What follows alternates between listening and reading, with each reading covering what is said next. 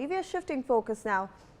Rohini Acharya's emotional claim of being Lalu Prasad Yadav's daughter has stirred political attention.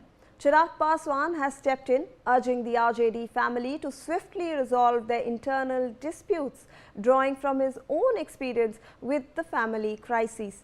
Now, the political storm is intensifying as Rohini's public allegations come to light, coinciding with RJD's recent electoral setbacks. Joining me on the broadcast is my colleague Ritesh Mishra with more on this. Ritesh, अब हम देख रहे हैं कि रोहिणी आचार्य का जो पिछले कई दिनों से ये चल रहा था, हमने कल ये परसों ये न्यूज़ बताई थी कि वो अब नहीं रहेंगी, ना ही पार्टी के साथ ना ही परिवार के साथ। बहुत सारी पारिवारिक जो रिफ्ट हैं वो अब बाहर आ रही है। उसमें चिराग पासवान ने आरजेडी को एक सलाह दी है, यादव परिवार को एक सलाह दी है कि अपने परिवार को ठीक रखे, क्योंकि वो भी ऐसी ही एक स्थिति से गुजर चुके हैं। एंड ये इस समय आता है जब आरजेडी की परफॉर्मेंस बहुत ही खराब रही थी असेंबली इलेक्शंस में। रितेश, जिस तरीके से रोहिणी आचार्य सामने आई, उन्होंने कई सारी गंभीर बातें कही और इसको लेकर अब आरजेडी और खास तौर पर तेजस्वी यादव घिरने लगे हैं। रोहिणी आचार्य ने यहाँ तक कहा कि उनकी बातों को लेकर घर में काफी हंगामा हुआ, उन पर चप्पल तक उठा दी गई, चप्पल चलाया गया।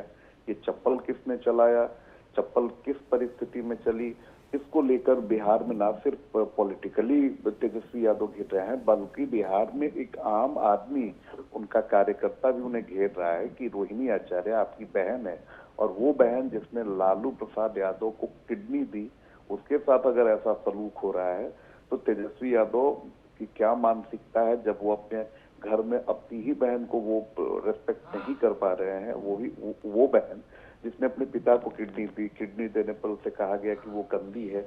और जिस तरीके से ये सारी चीजें मीडिया में आ रही है, रोहिणी आचार्य कल भी सामने आई और उन्होंने बयानबाजी की, कई सारी बातें उन्होंने कही और अब इसका असर लालू प्रसाद यादव के घर में दिखाई दे रहा है कि उनकी जो बाकी बहनें भी हैं उन्होंने भी घर को छोड़ दिया है। लालू राबड़ी अकेले पड़ गए हैं और तेजस्वी यादव पर लगातार सवाल उठ रहे हैं।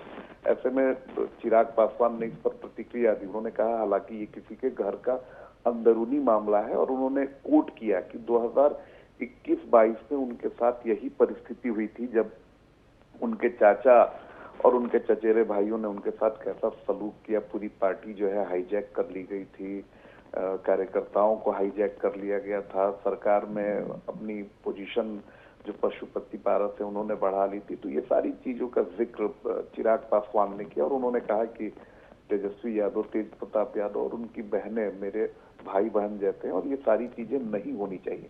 लेकिन जिस तरह से लालू प्रसाद यादव के घर में घमासान मचा हुआ है, ये आने वाले समय के लिए सही नहीं है। तेजस्वी यादव लगातार घिरते जा रहे हैं और अब परिवार में और पार्टी में वो स्थिति अब आने लगी है जब वो अलग थलग होते हुए दिखाई दे रहे हैं।